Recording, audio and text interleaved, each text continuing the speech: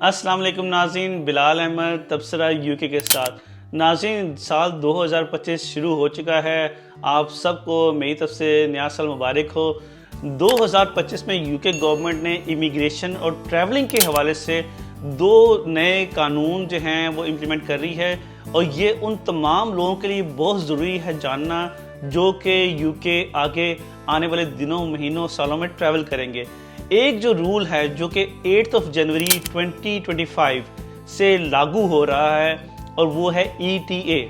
ETA कहते हैं electronic travel authorisation. ये एक ऑनलाइन फॉर्म है। ये उन तमाम ट्रैवलर्स के लिए है जो कि अमेरिका, कनाडा, ऑस्ट्रेलिया या कोई भी ऐसे नॉन यूरोपियन ममालिक जहाँ से वीज़े की आपको ज़रूरत नहीं थी यूके आने के लिए।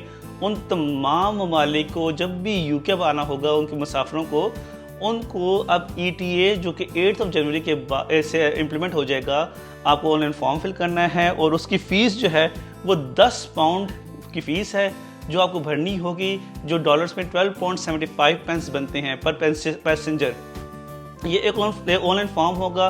कुछ ही घंटों में आपकी डिटेल्स डालने के बाद आपके पास डिसीजन आ जाएगा कि आप ट्रैवल कर सकते हैं। वो यूके गवर्नमेंट आपको ऑथराइज़ करेगी, और अगर ये कुछ घंटों में डिसीजन ना आए तो यूके गवर्नमेंट ने कहा है कि ये 3 दिन के अंदर अंदर फैसला आ जाएगा कि आप ट्रैवल कर सकते हैं या नहीं कर सकते हैं।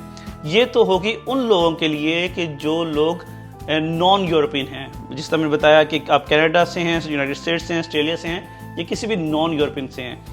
अब जो यूरोपियन कंट्रीज़ हैं उनके लिए भी एक नया रूल आ रहा है जो कि इम्प्लीमेंट होगा 2 अप्रैल 2025 से।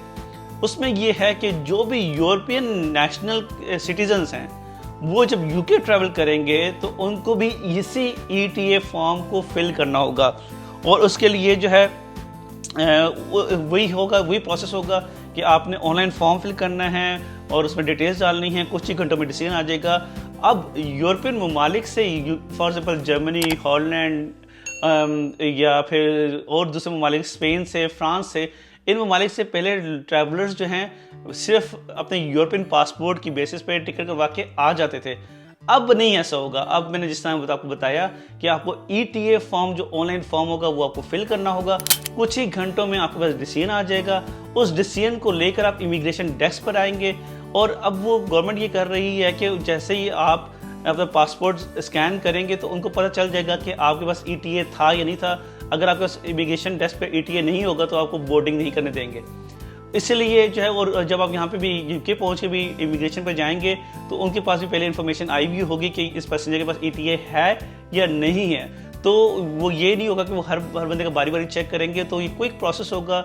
ये सारा इलेक्ट्रॉनिकली कॉन्फ़िगर्ड होगा आपके पासपोर्ट के, और आपको कुछ प्रिंट आउट नहीं निकाल के रखना पड़ेगा।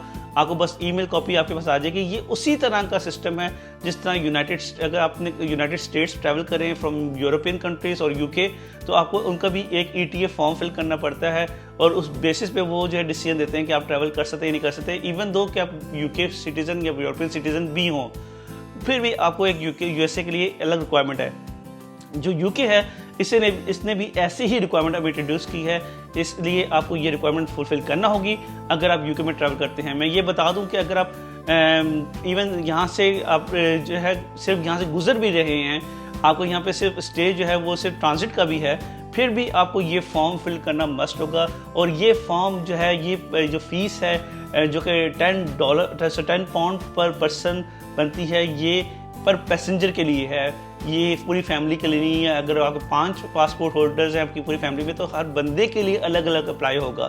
तो ये जो है गवर्नमेंट ने किया है, और ये बेसिकली सिक्योरिटी क्लियरेंस चाहते हैं कि जो लोग यूरोप से भी आ रहे हो या नॉन यूरोपियन कंट्री से आ रहे हो, जिनकी वीज़ा की जरूरत नहीं है, उनकी सारी डिटेल्स जो हैं यहाँ के होम ऑफिस के पास आ सकें। अगर आपके पास इस हवाले से कोई भी क्वेश्चन है तो आप कमेंट में लिख सकते हैं। I will try my best to answer your questions. Thank you for watching Tabsara UK.